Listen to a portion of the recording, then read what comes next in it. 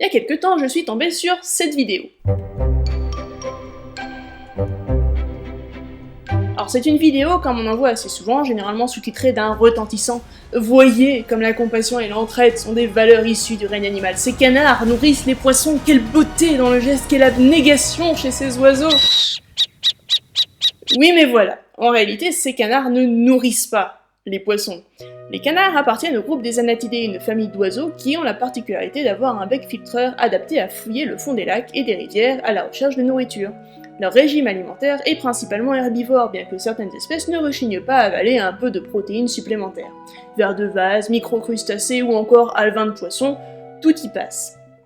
Et normalement, là, vous devez commencer à voir où je veux en venir. Il y a des jours où je me demande où tu vas aller chercher. Les anatidés doivent filtrer leur nourriture pour l'avaler, ils ne peuvent pas avaler de la nourriture sèche parce que tout simplement, ça n'atteindra jamais le fond de leur bouche sans l'aide d'un liquide pour le porter. C'est simplement un problème de conformation du bec. Donc quand vous donnez de la nourriture sèche à un canard, il va obligatoirement la tremper dans l'eau et clapper son bec plusieurs fois très rapidement pour pousser l'eau et la nourriture vers le fond du bec et ainsi pouvoir l'avaler. C'est aussi pourquoi quand on donne du pain au canard, on a l'impression qu'ils barbotent un peu dans l'eau avec leur bec avant de manger, un peu comme s'ils jouaient avec la nourriture. Qui ça, les canards? Oui. Ok, mais c'était juste un exemple. Ok, ne donnez pas de pain au canard, préférez de la salade ou des petits pois. Ça te va? Donc pour conclure, dans ces vidéos de canards soi-disant nourrissant des poissons, on voit surtout que ces pauvres oiseaux doivent disputer leur pitance à des hordes de poiscailles affamés. Ce qui d'ailleurs me fait m'interroger sur la capacité de leurs soigneurs animaliers à savoir prendre soin de simples canards. C'est un tantinet inquiétant. Pas bête. Dans tous les cas, ces vidéos de canards et de cygnes, oies et autres anatidés nous montrent qu'on est bien mal placé en tant qu'humains pour comprendre ce qui se passe réellement en face de nous. On a tendance à observer le monde avec nos yeux et notre expérience d'humain, et donc à donner ces comportements, des connotations, des sentiments, des justifications très humains, même si de base, c'est absolument pas le cas. Ça s'appelle l'anthropomorphisme. Non, c'est juste la contraction de deux mots. Anthropos, ou homme en grec, et morphé, donc forme. Donc en gros, on les change en humains en leur prêtant des comportements typiquement humains. D'ailleurs, ce n'est pas le seul comportement qu'on a tendance à mal comprendre chez les canards. Dans cette vidéo, un homme essaie de séparer des canards qui semblent se battre. Alors, je ne sais pas ce que vous en pensez, mais de mon point de vue, il n'a pas bien compris ce qui est en train de se produire. Ce canard pourchassé par les autres est une femelle colvert, on le voit à son plumage brun, très différent de celui des mâles qui ont cette calotte vert brillant extrêmement reconnaissable. On n'insulte pas les barbares, merci. Le canard colvert a une parade nuptiale des plus simples, que voici. Le mâle et la femelle se tournent autour, ils hochent un peu la tête, la femelle accepte le mâle, tout va bien. Le problème, c'est quand la femelle n'est pas consentante, en l'occurrence quand elle a déjà des canetons comme celle présentée dans la vidéo précédente. Lorsqu'elle refuse, il arrive souvent que les mâles frustrés s'y mettent alors à plusieurs et soumettent la femelle par la force en la plaquant au sol, voire sous l'eau, s'ils sont sur un lac, et en essayant de lui monter dessus tous à la fois. Alors ne me fais pas dire ce que je n'ai pas dit, le viol, c'est mal, et on est tous d'accord avec ça. Mais ce que ce monsieur n'a pas bien compris, c'est que notre conception de la chose en tant qu'humain n'a rien à faire dans la tête d'un canard. Pour eux, c'est parfaitement naturel et normal. Et en essayant de faire fuir les assaillants, il n'a fait que retarder l'inévitable car ça se reproduira de toute manière, qu'il le veuille ou non, une fois qu'il aura tourné le dos. Sans compter qu'il a aussi distribué des coups de pied et possiblement amoché les bestioles qui n'ont certainement rien compris à sa colère soudaine. Essayez d'expliquer le concept de viol à un canard, et on en reparlera ensuite. Il aurait été plus utile de garder ses poussins sous surveillance autant que ça se passe, ça aurait évité que les petits ne se fassent gober par un autre oiseau pendant qu'il s'évertuait à courser les canards. Non, parce qu'à cause de lui, ça a pris 2 fois plus longtemps, et les mâles n'ont même pas eu ce qu'ils voulaient. En conséquence, la femelle subira ce viol de groupe une deuxième fois, laissant une fois de plus ses canetons sans surveillance et donc à la merci des prédateurs. C'est ça. Comme on dit, l'enfer est pavé de bonnes intentions.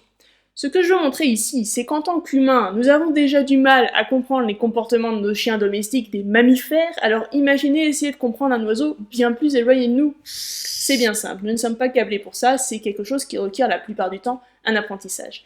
Et encore, même en ayant une bonne compréhension de l'espèce, c'est pas toujours évident.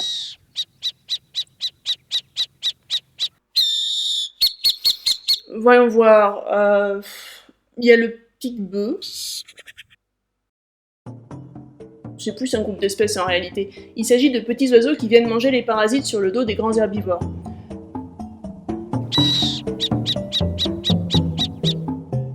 Voilà. Bon, généralement, ils sont cités comme exemple de la coopération entre les espèces dans le règne animal. Pas exactement, non.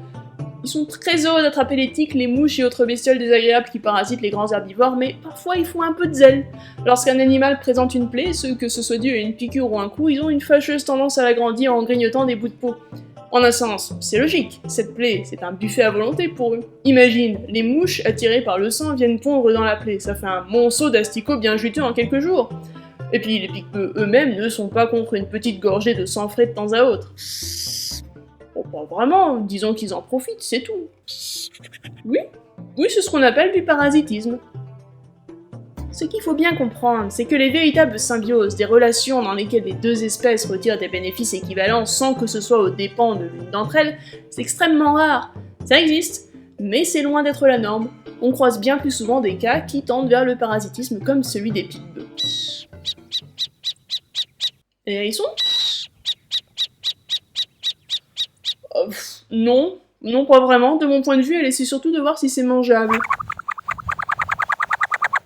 Alors, je suis pas certaine qu'elle le pousse, j'ai surtout l'impression qu'elle attaque l'arrière-train pour lui faire sortir la tête lorsqu'il est en boule, et une fois la tête sortie, elle l'attaque au museau. Non, j'ai quand même l'impression que cette corneille essaie de se payer une tranche de hérisson. Elle essaye de me bouffer! Cet oiseau est une corneille mantelée, un membre de la grande famille des corvidés qui contient notamment les corbeaux et les choucas. Les corvidés sont des omnivores, ils mangent un peu tout ce qu'ils trouvent. Certains, comme la corneille mantelée, sont plus spécialisés dans les charognes ou la viande en général, et ils s'attaquent volontiers à d'autres petits animaux. Ici, celui-là a visiblement décidé de se faire une cuisse de caneton. Ah bah ce sont des proies faciles, hein. Ça se défend pas, ça a du mal à courir... Sans blague. Donc pour en revenir à la corneille mantelée, cet oiseau est un habitué des charognes sur le bord des routes, car c'est malheureusement là qu'on retrouve le plus de morts chez les hérissons notamment. Parce que quand une voiture arrive, au lieu de fuir, ils se mettent en boule au milieu de la route. Nope. Faut savoir que les corbeaux et autres corvidés sont des oiseaux particulièrement intelligents. Ils comprennent vite et savent résoudre des puzzles qui sont bien au-delà des capacités intellectuelles de nombreux animaux. Même la plupart des primates font pas le figure à côté. La corneille donc sait très bien qu'un hérisson sur le bord de la route, c'est généralement un repas facile, et elle en a certainement vu des dizaines écrasés ou à moitié morts, et elle espère faire un bon gueuleton. Le problème, c'est que celui-là est encore bien vivant, et elle ne peut pas atteindre la viande à travers les piquants dressés. Elle essaie donc de remédier au problème en lui piquant les fesses pour faire sortir la tête, et donc avoir accès à la viande non protégée par les douloureuses aiguilles. Pousser le hérisson vers le bord de la route n'est qu'un effet secondaire de ses actions, à but purement alimentaire. Cette vidéo a reçu de nombreux j'aime, des partages à gogo, des tas de commentaires sur les leçons de respect et d'humilité données par la nature avec un grand N. Non, c'est certain. Voir qu'on n'est pas les seuls à penser au bien-être de l'autre et se dire que ces valeurs de respect se retrouvent aussi en interspécifique, donc entre espèces, c'est très rassurant. Et on voudrait y croire, parce que c'est un beau sentiment.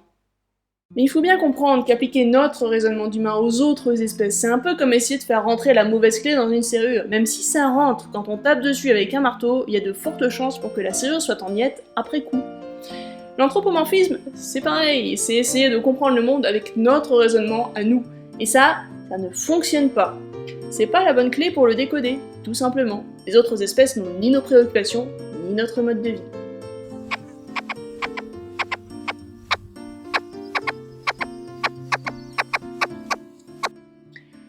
Ouais, alors à ce propos, j'espère que tu te rends compte que ta crédibilité avoisine le zéro là. Non, parce que niveau respect, je te rappelle tout de même que tu squattes mon appart. Et mon frigo, par la même occasion.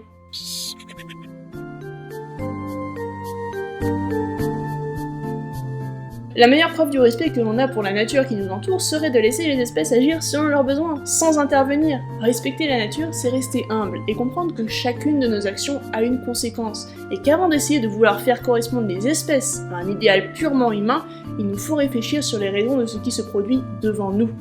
De la même manière que ce que nous faisons en tant qu'humains est totalement incompréhensible pour elles, ce que les autres espèces font est très nébuleux de notre point de vue. Interprète! Interprète! Interprète! Interprète! Oui, hier! C'est ça. Et à moins d'avoir passé des années à les observer, faire des recherches sur leur mode de vie, leurs habitudes, il n'est souvent pas possible d'analyser leur comportement avec justesse. Le monde qui nous entoure est une source d'émerveillement perpétuel qui, en ce qui me concerne tout du moins, ne se tarira sans doute jamais. Mais il est déjà formidable tel quel. Nul n'est besoin de lui imposer nos propres limitations humaines. Si vous avez des vidéos traitant d'oiseaux qui semblent avoir des comportements étranges, laissez-moi les liens dans les commentaires et j'essaierai de voir si je peux vous donner une explication.